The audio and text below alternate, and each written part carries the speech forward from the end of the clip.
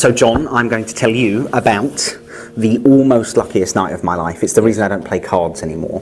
Any good gambler will tell you it's not so much the winning, it's the thrill of the hazard, just like Erdnase taught us, that really makes it worth doing. Well, this evening that thrill was pretty big.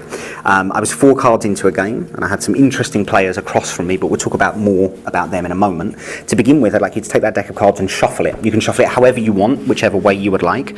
You can even feel free to push it around on the table if you want, vent some childhood anger. That's it. Get really annoyed about not getting that BMX. You knew? I did. Really? Good. I've never worked in a casino. No, that's okay.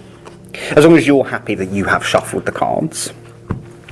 At this point as well, really take a second to think about what this means. You have fairly shuffled the deck.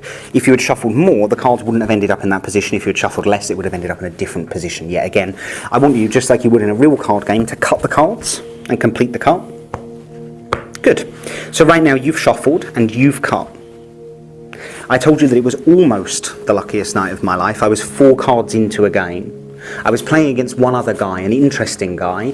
It was interesting because he was well known for his comedy magic, and his name began with a J, and his last name began with an A, and people called him Archini. That was what was interesting about him. Yeah. So the problem was, the 4 cards that I got dealt, well, you can see there's one card that's missing that might have made this interesting. You shuffled, you cut. This is my card, this is your card. If you had shuffled a little bit more, I wouldn't have got the card that I got. If you had shuffled a little bit less, I wouldn't have got the cards that I got. This is the one that you shuffled, this is the one that you dealt me.